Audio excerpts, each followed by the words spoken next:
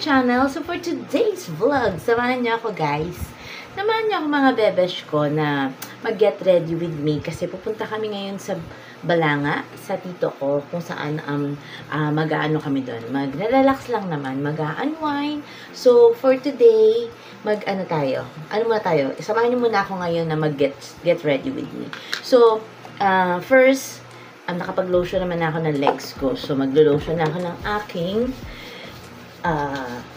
katawan. Alam niyo ba mga bebesh, hindi talaga ako makakaalis ng hindi nag-lotion. Kahit gaano pa kainit ang panahon, sobrang lagi talaga akong naka-lotion. Promise. Parang feeling ko kasi hindi kulang yung aking mga routine. Yan ang hindi talaga mawawala sa skincare ko. So after that, gagamit ako ng Lux Organics. I've been using this for how many months na rin naman. So, maganda siya. As in, I like this one kasi nakaka-glow siya. Kahit puyat ako, kahit kulang ako sa tulog. Promise mga bebesh, ang ganda na.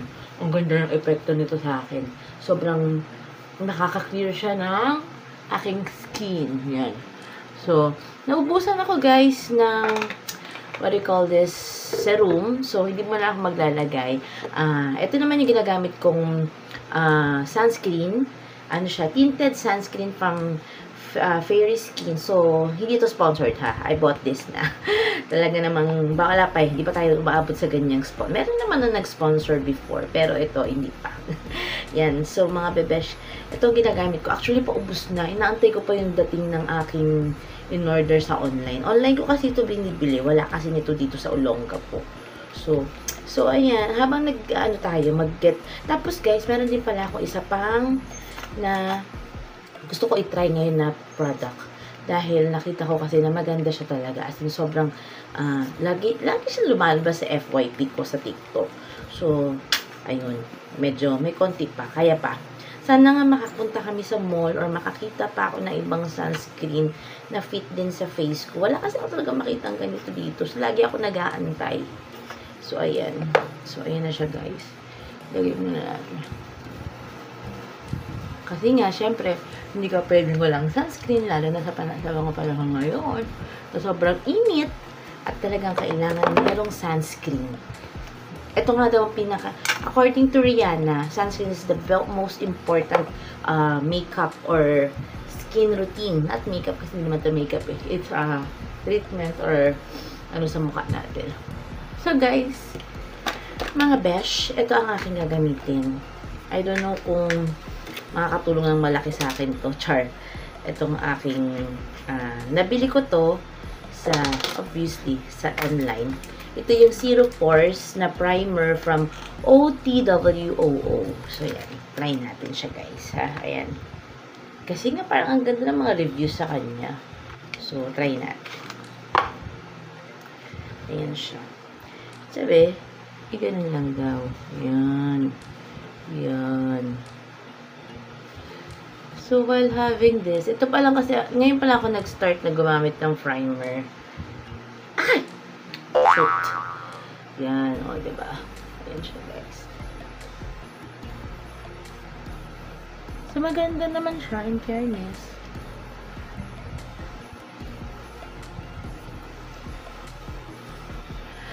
Nawawala kasi yung sponge ko, guys. Yung pang ano ko, pang tawag nito, pang nagay ko sa, o diba, hindi pa maayos. Kasi first time kong this is the second time na mag-get ready ako na habang tumichika ako. Di pa ako ganun kasanay, sa kailangan ka pang sanay ng aking sarili. So, ayan siya guys. Then after this, yarn.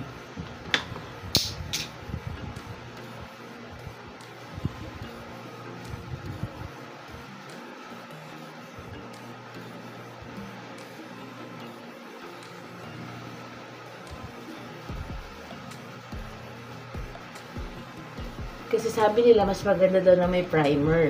Para hindi nagmumukhang yung patsi-patsi yung makeup. Lalo na ngayon guys, sobrang init. Ayan. Sundan naman natin ngayon mga bebesh na aking Maybelline Matte and Poreless. Diba? Alam niyo naman guys na itong ginagamit ko. Diba? So, ayan. So, medyo sisimplehan ko lang naman ang aking itsura ngayon kasi nga, sa resort lang kami pupunta. So, ayan. Ay, mga bebesh.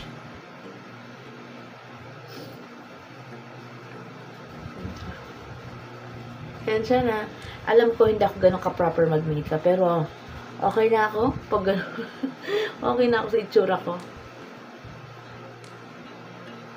Kasi gusto namin maaga makaalis ngayon dahil para hindi abutan ng init sa biyahe. Although, it's only 1 hour papuntang Balanga. So, ayan, get ready with me. So, after this, lagay tayo ng contour.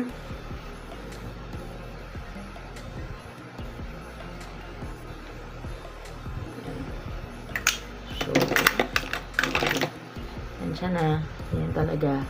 Mga bebesh, kayo lang ba ang mahilig din mag-contour kahit hindi naman proper? Wala lang, gusto ko lang siya. Pero, nakikita ko naman pag nagko-contour ako, maayos naman ang aking face, diba?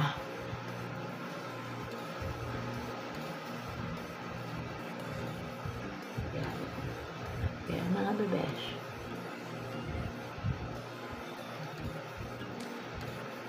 So, ano nga ba ang pinagkakaabalahan ko bukod sa work ko ngayon? Mga besh, ang ginagawa ko kasi ngayon nag-active na naman ako sa social media. Kailangan kasi para ma-divert ang aking attention. So, pagkatapos ng aking work, diretso naman ako sa social media ko, sa laptop ko, sa cellphone ko. Minsan, kasi, yung cellphone ni mama, nasa akin na. So, ginagamit ko rin siya, pang dagdag views. So, ayan guys. So, ayan.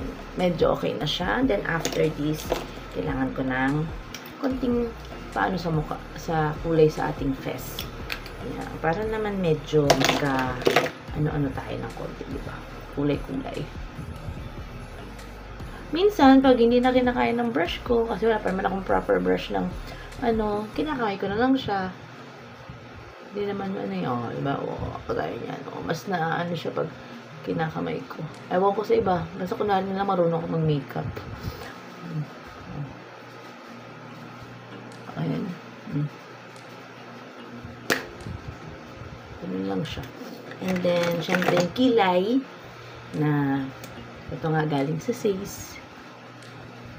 Para lang medyo magkakilay tayo.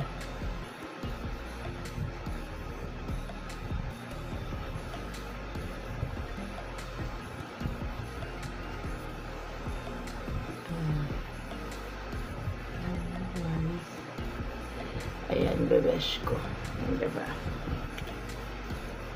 So, this is the final look. And then, ang aking lipstick. So, ayan, guys. Okay na yan. I'm going to use this perfume from Bath and Body. Kasi medyo freshy yung datingan niya. So, naka-short lang ako, guys. And then, ito. Sobrang init kasi ngayon. So again, mga bebesh, samahan nyo ulit ako sa mga susunod ko pang vlogs. At ipapakita ko sa inyo kung saan yung resort ng uncle ko.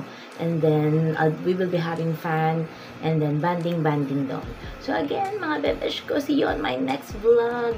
Ito lang aking final look. Napakasimple. At syempre, para din naman mukha tayong fresh pag umalis tayo. Bye!